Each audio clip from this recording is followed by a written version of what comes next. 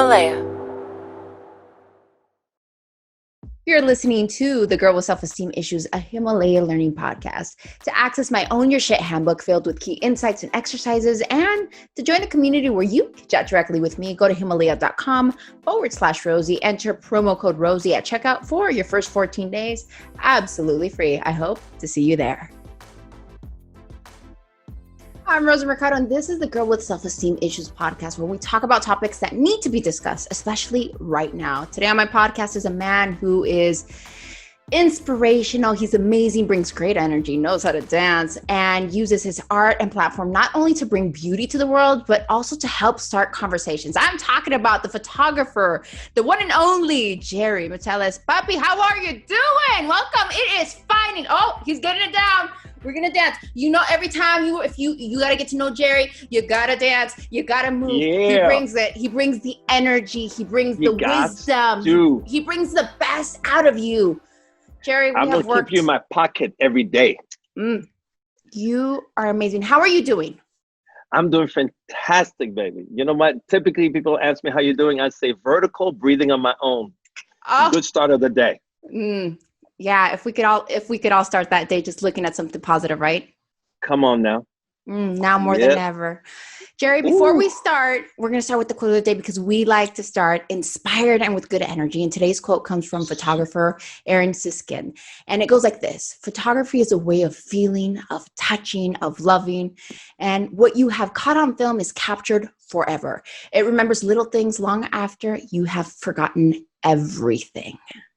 Wow. What do you think about today's quote? Spot on. Just earlier today, I was talking to somebody about I have my memories in here, but what I love about looking at old pictures,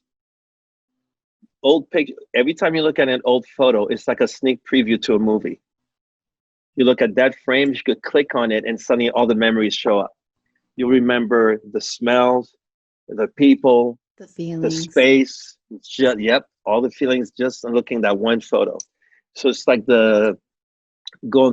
scrolling to your memory in the iPad of your brain, and you click and things develop just on looking at one photo. Talking about clicking and developing, you have created an amazing career, not only as a dancer, but as a photographer, capturing some impressive moments, some wonderful beauty. How did you start your career, and what has it taught you? How did I start my career? Let's say that when I was, I think, 5 years old, I had an obsession about I had to have a camera. And so we were living in Haiti. So I was born in New York, but I grew up in Haiti, family's from Haiti. So I'm living there. My parents are in New York holding the fort, and they're sending things from time to time. But I was obsessed. I want a camera. And lo and behold, one day in the box that was sent from New York, open it up, and there's a camera. To this day, I remember the smell of the film, because the one thing that I used to do is break everything. I would break all my toys, not because I was destructive, I was inquisitive. I would break them open to see how they work. I was always about trying to figure things out. And so I opened up the camera, yanked the film out, of course, unusable after that. And later in life, I had the same drive. I wanted camera, and I happened to be lucky enough to work as a model for a while. And every time I worked with a photographer, I would inundate them with questions. So what's this lens? What does this do? What is this? And I go in an event. At the time, they had a motor drive, which was, automatically wind the film. So I had this crazy relationship with cameras all the time. And when I had the opportunity to leave home, my first trip away from home was Tokyo, Japan, which is where most cameras are made. Yeah. All these camera brands, Canon, Sony, Minolta, Fuji, all that, those are all Japanese brands, Nikon. And if you've ever been to Japan, it's such an honest culture, such an honest society. Imagine like any grocery store, you name it, Save on Albertsons, Vons, whatever it is, but instead of grocery on the shelves, it's electronics. Nothing was tethered. You could actually pick it up, walk around the store. I would actually pick a camera, go outside on the street and aim the lens around. No one chased after me. No one tased me. I was able to do it that freely. And I started buying cameras. I was making a little bit of money. And when I moved to Paris after that, I was taking pictures of everything, whether it moved or not. And oh, click, fire hydrant, click, click. And the pictures were horrible. Now, at the time, I was thinking pictures are good because they were exposed right. Man, and I thought I'll be the next Vogue photographer. I would take pictures of my girlfriend. She didn't have makeup on. She had zits popping and everything. I'm thinking, yeah, put that red satin kimono on. Those were the days. And little by little, I taught myself by reading. Every time I would take a picture, it did not turn out the way I envisioned it. I read on why. And I taught myself how to be a photographer. But you constantly kept searching and searching to become better and better. And your journey took you through photography, through dancing, to some amazing places in the world. Absolutely. So the dancing part was a semi-fluke because I wanted to be more of an actor. And so I grew up, in Canada, where I grew up in Montreal, I had all my friends and we started a dance group. Because when I was, about 12, I was watching Soul Train. So my friend had moved in from New York. He introduced me to Soul Train. I'm watching Soul Train one day, and I see a kid who looked like me doing this. I'm like, man, that's cool. He had those funky steps and his feet were moving. It was Michael Jackson. And I wanted to be just like him. So I owe Michael Jackson an entire career. Wow. So I started going on stage. We would do little high school shows and I would try to mimic him. And eventually our group became Dancing Machine based on one of the songs of the Jacksons. And so I learned street dance. So we do all the locking and all this kind of thing. Oh, so yeah. I wasn't a trained dancer. So I say that when I started working in a show, I acted as a dancer because my legs didn't go anywhere. I was less flexible and the guys, I could sell a show from the waist up. Waist down, not so much. And eventually, we don't have enough time for me to tell you the details of how the serendipity, the inner voice that got me to go to an audition where I'll just show you the very short version. I was at home, flat broke. My girlfriend was on tour. And so on Monday, she was going to come back with some money from that tour. It's Sunday night. And all I have, literally cash that I have, this is before bank cards, ATMs. Even if we did, there was no money in the account anyway. And the voice says, go to the club. There's a club I used to go, be a regular at where I met all these dancers, all these incredible people. The voice says, go to the club. I'm like, I'm not going to the club. I got enough money for one subway fare in one way. That's it. So after I spend that money on that ticket, I would have to walk home 2 hours because I'm living in the suburbs. And the voice kept saying, you have to go. I'm like, no, I'm not going. Finally, I said, fine. I took the very last subway in and made it to the club. Go downstairs. First person I run into is this guy, Jimmy, this dancer I used to run into. How you doing? I'm all right, man. I'm in a scam. We're doing this rehearsals with this guy, but he's not paying us. He goes, we're an audition tomorrow at the Art Theater. You should come and see. I'm like, man, I'm not a trained dancer. He goes, man, I've seen you on the dance floor. If I can do it, you can do it. The slight detail he forgot to mention, he had 15 years of classical training. Little detail. Short of the story, I show up to the audition, was falling all over my face, but he had told me no matter what you do, no matter how much you mess up, smile. Because the director loves personality. So I fell all over my face with a lot of personality. And in an audition of 60 guys and 120 girls, on the first day, the 5 were picked. And every time they kept saying you, I'm like, you're keeping me? Okay.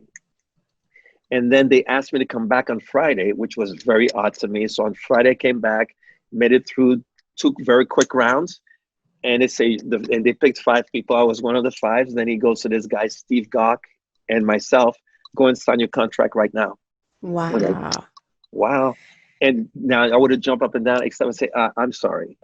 I've not seen your show. I cannot possibly sign a contract for a show that I've never seen. Cojones. And so I go in. My girlfriend comes in. She happened to come and pick me up at the theater. They gave her a job on the spot because she was beautiful. They had her try on a costume. Both of us were hired on the spot. Go see the show that night. It was the best show in Paris at the time. Wow, Jerry, what did that teach you in that moment to be able to listen to your inner voice saying, go do this? And you're like, no, honey, go do this. How many times have you listened to that voice and you're like, I got to listen. Now I know I've learned my lesson. I got to listen. And at that point, I should have known, because I have a list of stories I could tell you about the inner voice saying something and the ego comes in and tells you, well, and you go, man, I should have listened. I'll give you another quick one. I'm in college, fully dressed. I'm going to school. There's a belt on the bed. The voice says, grab the belt. I'm like, don't need no belt. I'm fully dressed. Used the restroom while I was at school, getting back dressed, pulled the belt. It snapped in my hand. I needed that belt that was on the bed. Every single time, what I've learned is surrender, because whenever I said, I got this, they say, okay, disengage out of pallet, disengage out of pallet, he's got this.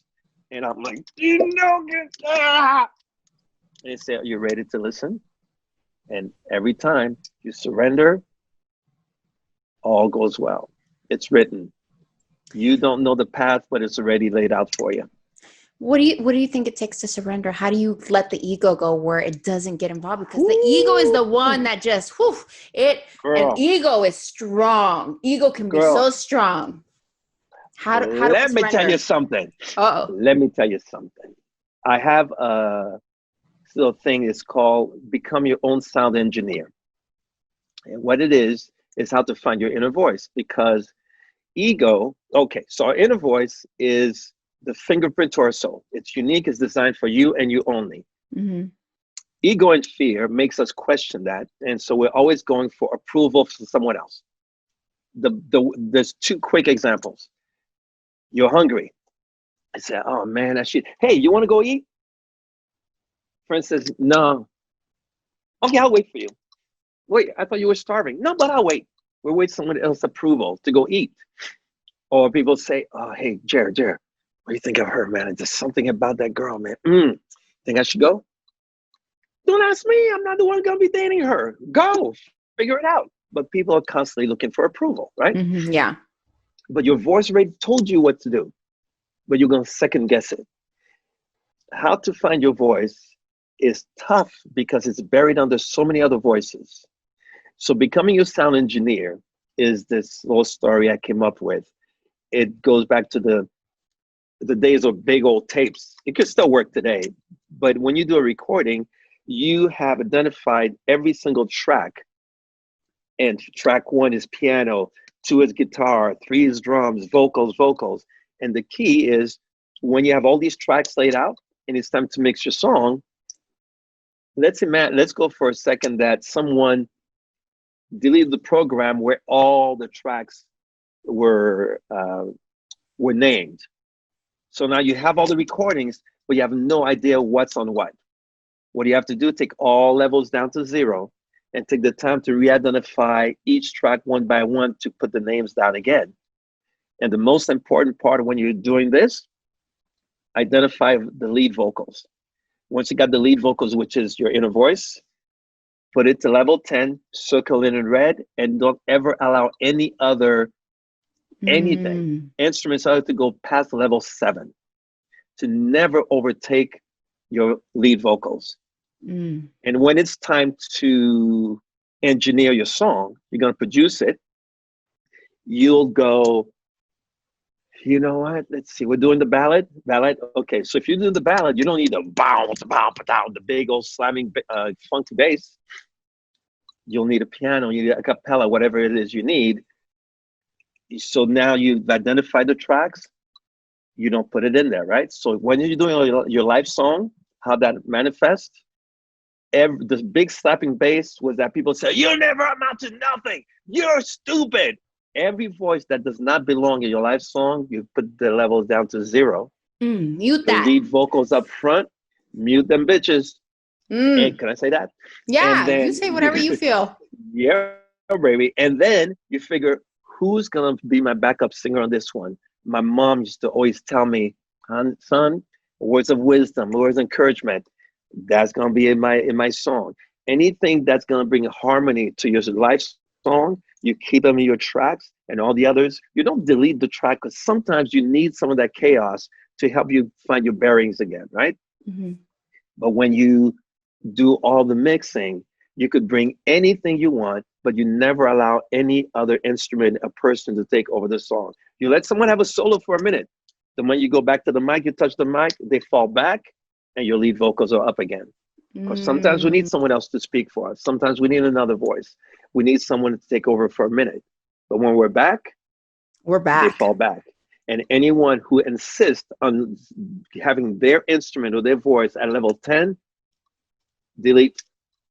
Because they're Wow. not wanting your life song. They want their own. Well, bitch, it's my track. You got to go. I'm not gonna fight your Oh, guitar solo for my song. You just got to go. got to go. Oh my God. That's That's a how lesson. That's a your lesson sound that's so engineer. important. Why Yep. my voice matters. And if you're listening right now, I just want you to repeat what he said. My voice matters. Negativity goes on mute. And what do we tell them? What do we tell them, Jerry, when we put them on mute? Crack your voice back up is what I say. Mm. Delete them bitches. Delete, Delete them delete, delete, bitches. delete, delete, delete, Yep. delete. It's so important. Yep. And now more than Block it. ever, we have to learn how Oh, to, now more than ever. but see, here's the thing though. I encourage people to speak. You know why? Because you want to know who. Okay, 1994, they were trying to pass a legislation where hate parades would be banned. In other words, if you have white supremacists walking down the street, they wouldn't be allowed to do that anymore. I said, no, no, no, no. Let them march and take pictures. I want to know who's who. I want to know that this guy walked in here. So if I walk in an office and I see him, I remember you from, that's who you are. Got you, got you. Because that nice suit fools everybody. Mm. But a nice suit, the beautiful long ties, and you think, oh, this is a nice person. They look professional. They're professional Mm. killers of souls. Wow. Because where they can no longer legally come after people since civil rights, they can no longer legally come out and stop someone who does not look like them. They find legal ways to assassinate. They can assassinate you, but they can assassinate your soul. They can assassinate your opportunities. Mm. And you want to know who they are. What is the biggest conversation of your life and what has it taught you? Ooh, biggest conversation. Wow. That's a tough one. One that you said, I don't want to talk about that right now, but you're like, the more you avoid it, the more pain it causes. Well, actually, what I've learned, see, okay, let me go back a little bit. I used to be the worst people pleaser on the planet. Couldn't say no to Really? nobody. Oh, honey, I couldn't say no to save my life. Anybody wanted something? Oh, hey, sure, whatever you want. Hey, you want that? Someone would say to me, "Hey, you want to go get some Chinese food?" And my brain is going, "No, I want Italian." I go, "Sure, if what you want, sure, okay." And the whole time I'm there eating, you say, "You okay?" Yes, yes. I just had something on my mind, but I was miserable. I was miserable because I was surrendering to everybody else. But it connects to what we were saying about the inner voice. I was giving every other voice, every other instrument was on level 10, and I shriveled mine down to level 2. My Mm. inner voice was a whisper buried under the chaos of all the others because I've allowed them the power over mine. Mm. Did that for years until one day someone called me a hypocrite. I went, what? I don't know if I want anything to do with you. I heard you're a hypocrite. So in the moment, like, yeah, why you're tripping, whatever. On the inside, oh my God. Because when you're a people pleaser, you're constantly concerned about what people think of you, right? So what I've learned is when you turn your back to the middle, the center of you, your core, and you're a pleaser, you run around the perimeter trying to make everybody in the perimeter happy. 360 degrees. You're running around. That's so And exhausting. by the time you're over here, you're good, and you're running this way. You cover 90 degrees, but you're concerned about did I do anything? Are they upset with me? You're worried about what you just passed, and then you have 90 more degrees to cover. You're worried about what they might think. What should I wear? How should I present myself, and all that. So if you're concerned about the past, worried about the future, where are you never? In the present. And I learned to go back to the center, and from the center, go back, radiate 1 degree at a time to the perimeter of the circle, and whisper my voice at first. And is it okay? And when I realized I was being accepted, I tried again and tried again. And when I covered 15 degrees in that circle, I'm like, cool, this was comfortable. And I realized instead of me stretching myself to 180 degrees, try to cover all bases, I can just rotate, not move my 15, be a solid 15 degrees and aim to whoever I need to deal with that way. And the biggest takeaway from that realization was there's 360 degrees in a circle. I'm occupying 15. If you don't like my 15 degrees, baby, there's 245 degrees left for you to enjoy. Please, go ahead. Go ahead. I no longer stretch myself thin for people. I'm happy to lean left, lean right to help, but no. And the good news about that is there's a sense of peace when you get to that place of contentment, of knowing who you are. You have a clear vision of where you stand. There's no need for war. You come at me whatever. I was talking to a friend who's known me for, 40 years. I mean, I have friends who've known me for 50 years and never seen me mad. They see me irritated, but mad, cussing people out. You won't go there. You won't go there. So how do you have that self-control? That self-control of saying it's not that important for me. How have you learned not to react with anger? Well, I wish I could take credit, but I can't. One of it, there's 2 fundamentals, nature and nurture, right? Tell me about nature and nurture. Tell me about nature and nurture. Yeah, the way my predisposition is calm. I don't think I used to worry a lot, but when you realize the worry's in your head because you're listening to the crazy voices, but when I listen to my own voice is chill. It's not erratic. It's not all that. So when I was caught up in things, it was ego and fear talking, but the true me, the true self was more like mellow. I was pretty mellow. And I grew up in a family of mellow people. So when there's a problem, I'll give you a good example. Talk about things that happen. So I grew up in Montreal, and I was the only Black kid in school at the time. And man, I had all kinds of people. I had kids throw me in the snow, rub my face in the snow, we're gonna make you white. Have kids spit in my face, go, you're dirty, go wash yourself. And all crazy stuff like that. And I was more confused because in Haiti, everybody's Black. So you don't understand racism because you're in a Black country. And the relationship you have with white folks, the white folks are happy to be vacationing. So they're pretty much chill. And if you're a racist, you're not going to go to a Black country. So I didn't experience racism growing up. So when I faced that the first time, it was more confusing to me. And one of the things they would do, they would dance around me in the schoolyard, say, like ring around the Rosie, say, chocolate face, chocolate face. They all call me chocolate face, chocolate face. So one day I was kind of down. I went home, told my dad, they keep calling me chocolate face. And my dad, talk about chill. He goes, so did you call them vanilla face? Well, I went to school and they started chocolate face. I went vanilla face, vanilla face, vanilla face, vanilla face. I went, scratched their head and walked away. Never bothered me again. And that's when I understood inside it, that little seed, your voice matters.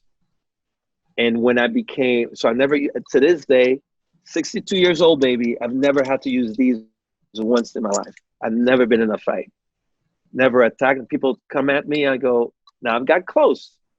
I was in Paris with a couple of situations. I told the guy, you don't understand. You need to leave because to me, once you resort to violence, It's like if you own a gun. If you never pull a gun. If you're a responsible gun owner, you don't pull it out unless you're gonna use it. And when you pull it out, the moment you put your finger on the trigger, it's game over. Game over. Game It's over. game over. Otherwise, you never put your finger on the trigger, ever. By the time you do that, so this to me is my finger on the trigger. If you get me to do this, Game one over. of us was gonna one of us is gonna be left behind. Not promise it's gonna be me. Not promise it's gonna be you. We're gonna figure it out. But I don't think any of you want to do that. And so I've always found the path. It's not the path of least resistance. Is to figure out to the maze of all possibilities the most peaceful ones. And talking about peace, peace goes hand in hand with beauty. You've captured entertainers, dancers, people around the world, and you've captured some beautiful, beautiful images. Thank you. Being surrounded by beauty all the time, what does beauty mean to you? Ooh, tricky one. Did you ever see the movie Shallow Hal with? Yeah. Okay. I love that Jack movie. Black. Shallow Hal with Tony Robbins and Yes. Gwyneth Paltrow. Right. Yes, I love that movie. Absolutely. And I'm kind of wired that way because I was given the gift of intuition. So I actually read souls. You can give me a picture of someone, I'll tell you what the person's about. I read personalities. I can't read past, present, and future, but I could tell you. So when someone walks in the room, I'll tell you what they're about. So I have to photograph them. When someone asks me, how do you get people to do that? I said, I don't have a formula. What I did realize I do is twofold. One, I meet you the first time I talk to you because I've known you for 5 years. And two, I go inside your gut, find your true beauty, and come out and paint you back with it. So when you leave, you recognize yourself, right? Yeah. So that in itself is what I see in somebody's soul. So I don't judge beauty by any standards other than what I feel about the person. So my approach is a little different. And that's what I love to me. Thank you, love. And so what I may appreciate the layout of the magazine. I could appreciate different things. I could appreciate the commercial aspect of how to beautify things. And I've had discussions when people are telling me those Photoshop is this, that, the other. I said, no, man, it's marketing. And I'll say, when did you ever eat a burger that looked as plump and juicy as the one you saw on the billboard? No, when you buy the burger, the bun's all creased up. The patty's about this thick, brown and dry. The lettuce looks like yellow, it's dying on the side. And the tomatoes runny. It's not big, fat, thick slice, freshly picked out of the garden looking tomato, and the lettuce all nice and crisp with little droplets like it was picked from the garden. And when you photograph a home, you don't have toys on the floor. You make the home beautiful as possible. Same thing, you buy a car, it looks all satiny, right? When we're selling stuff, we make it inspirational. And we sell a dream. But the reality of photographing people to sell more of such a sense of reality, you find the inner beauty and you enhance it. And whatever that is, you just bring that out. And then beauty is everywhere then. Beauty is everywhere. What do you think people are missing to see their own beauty? What do you find when you're on set? Because I see how you work. I've worked with you, and there's just something about you that captures and helps build that self-confidence. You help build that self-confidence. You motivate. There's this energy of happiness and youth and excitement, and we dance and we laugh. But when you look at all the people that you've worked with, why do you see that they can't see their own beauty? The toxicity that goes back to the inner voice. Because we carry these voices that told us all the things that we're not supposed to be, all the things that we will not achieve. And the industry is kind of partially responsible for that, to get people to believe they're not enough. Get more cream, get more this, anti-wrinkle this, anti-zips, all these notions of you are not enough. And I've had a couple of heated discussions with a couple of Christians, because I say one of the first lies we're told is we're all created equal. And I don't mean equal in the eye of God. I'm talking physically, we're not created equal. If we're all created equal, we'll all either be basketball players, singers, performers, whatever that is, scientists, mathematicians, but we're not. We each have our gift. And that gift, if your family tree is a shrub, don't sue the NBA for discrimination. You'll never be taller than 4 feet. Sorry, basketball is not in your future now. Can you work in a basketball organization? Can you own the team? Can you do other things? Can you be involved, but you will not be on the court trying to dunk on LeBron James? You're 4 feet tall. That's the reality of things. And oftentimes we forget that we're not all giants on the inside. You could be a 4-foot giant because you have this massive destiny to get to. But to find that, you have to look inside, not, oh, I want to be like this person. No, I want to be like this person. You got to find your own And purpose. that's the part. Yeah. And yeah, that's the part I was blessed to have the intuition. I could bring that to people and water it a little bit, sprinkle some stuff and make it sprout so they could see it. And hopefully they leave with that truth. A little bit bigger than when they came in. This is where we call it Rosie's takeaways, where I ask my friends and my guests, what is a moment of adversity that moved you forward, that there was a big lesson left for you behind? Ooh, actually, one of the ones I was thinking of, I just mentioned before about dealing with racism. But what, among other things, you know what? I think the biggest bits of adversity for me was fighting my own demons, fighting the insecurities, the feelings of not being good enough. Because, I was growing up, I had a lot of, you're not worth nothing. You're going to amount to nothing and all of that. And so you carry those beliefs with you. And the moment you get to realize it and you get to know that what people tell you is an aspect of the truth, it doesn't equate at all to your own truth. And the quicker you find your own truth, and when I was lucky enough to travel. I traveled around the world. And the beauty of doing that is not to stay with the enablers. Too much enabling disables, right? Mm-hmm. So the people that allow you to have your flaws, to be who you thought you were. And so when I got to leave and go to other countries, people didn't let me get away with anything. I used to interrupt people all the time because I had so much to say and I couldn't wait to say it. So back home, they say, that's Jerry. He just cuts off and it's irritating, but he does it. And over there, they were like, I don't work here. You don't do that. That's rude. And then what I learned to do when I was really made aware that I interrupted, for the longest time, I would talk to people like this. I would pinch my lips, and while I'm listening, I would say to myself, shut up and listen, shut up and listen, shut up and listen, repeatedly, until I no longer needed to pinch my lips, to develop that habit of not interrupting. True story. Wow. Shut up and listen. I like that. Because sometimes we do need to shut up and listen. Our voice is powerful, but sometimes we do need to listen for growth. Listen to expand, listen to become better. In this day and age, more than ever, I'll talk on my Facebook. I have a Facebook Live I do twice a week, and I talk a lot about racial issues. And then people comment. The other day, what I said to this one particular person, I find it interesting. You come here as a white woman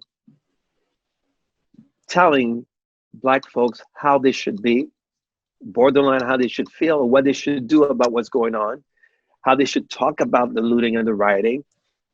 And I'm trying to tell you, well, there's a frustration. I disagree with the looting and the rioting, but you have to understand there's a pain, there's a frustration, there's history behind all that. And you keep telling me, so I said to her, maybe, just maybe, instead of telling a Black person who they should be, how they should feel, maybe, just maybe, you should ask and then listen. That would instead make of telling me, difference. ask me. But you already you drew a conclusion. You made a decision and you never bothered to ask. That'll be like me deciding what women should. I'm in a room with 5 women, and I'll be the one to tell them, this is what's up. It's always a pleasure to talk to you. You have so much wisdom. I love you. I Thank you love for you too, sharing, darling. sharing those moments with me. I love your energy, and I can't wait to see you again. And just thank you for being on the Girl with Self-Esteem Issues. Where can people follow you? Because you create some amazing conversations online, and you get the conversation started, and you get involved. Where can people Oh find you? gosh, yes. These conversations on my Facebook page, Jerry Metellus. It's an open page. Everybody can come in, participate, and I have the rules in my page: civility and kindness. If you start insulting people and all that, I have no problem blocking you. I don't care who you are. So, I'm always open to any conversation. Everybody's voice is as valid as the other. I have friends on both sides of the aisle, and I demand respect, mutual respect, and civility. Beyond that, let's talk and learn from each other and that's what life is about.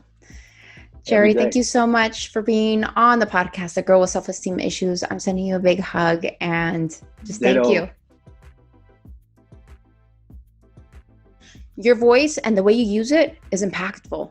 Yet most people barely give their voice a second thought, let alone invest the time needed to learn to improve it or use it to maximum effect.